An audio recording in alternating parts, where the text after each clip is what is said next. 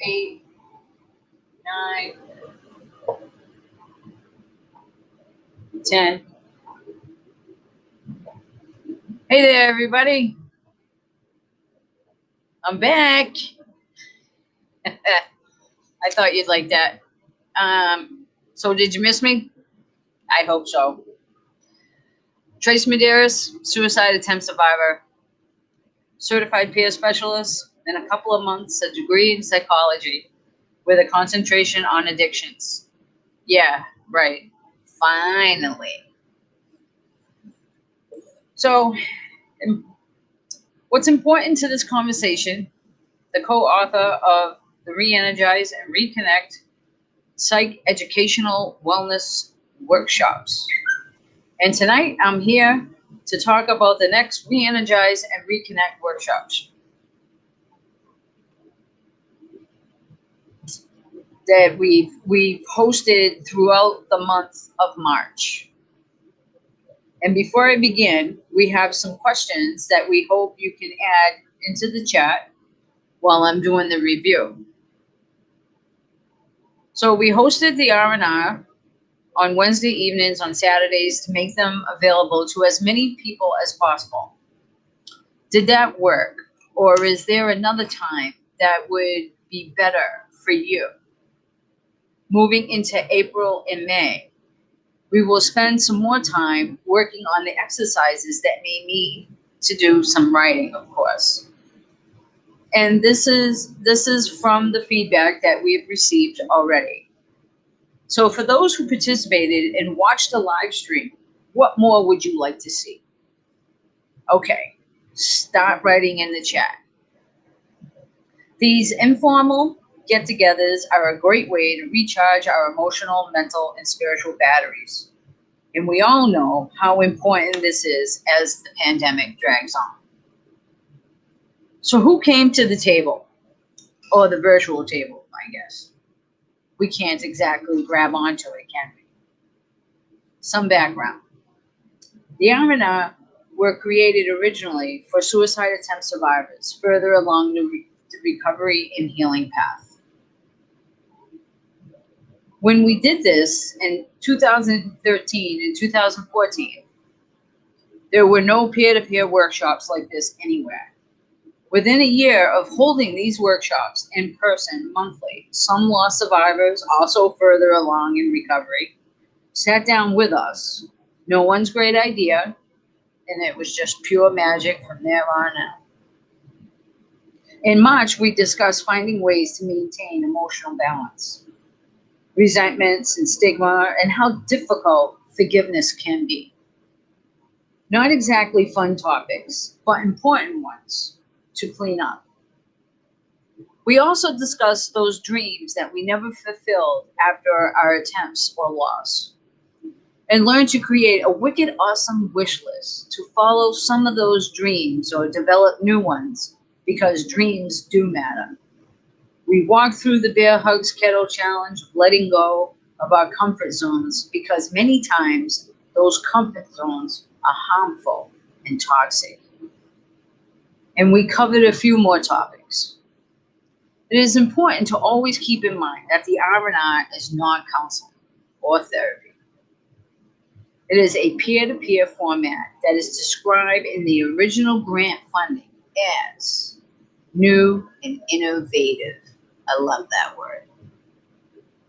It is also important to maintain a comfortable and casual atmosphere throughout the series.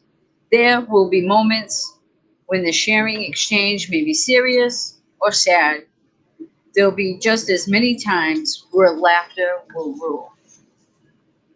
The purpose of the Re-Energize and Reconnect Workshops program is to offer a safe haven for suicide attempt survivors and suicide loss survivors further along the healing path to come together and re-energize and recharge their psychological, emotional, and spiritual batteries, and then reconnect with living life fully. Hashtag life worth living. That's what I like to call it. To celebrate life, recovery, and wellness. This peer-to-peer trauma-informed, resilient-based format has a value as a protective factor. Each workshop creates a retreat-like environment and stepping stone to continued resilience based on wellness, the ultimate protective factor. And we do have specific outcomes. So by the end of the entire year-long workshop process, participants will recognize the need for continued self-care to maintain wellness, to revitalize their commitment to living life fully, develop new connections with other suicide attempt and loss survivors, recognize and supportive value that they can be to others who have similar experiences. And in the most basic and simplistic level, the R&R is a spiritual wellness check to encourage and promote resilience. We wrap up every workshop with the life-saving importance of #SoulCare, my favorite. What makes us feel really, really good? What makes us laugh? What brings us inner peace? Like today, I came home early and went right back out to start up my motorcycle and take a short ride. Absolutely nothing makes me smile as much as a ride on my motorcycle. So, that's a really brief overview of what we did with the R&R in March. There were more an introduction to some of the topics we cover. So let's see if we have any comments.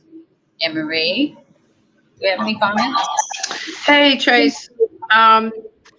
And my concern is we're going to get an echo. So I'm going to be very brief.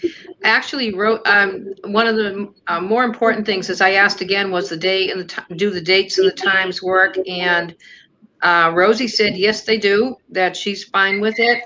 And she also did bring up what we've heard before about the journaling exercise, that allowing more time to write. And I just want to assure everyone that's exactly what we're going to do in this next series.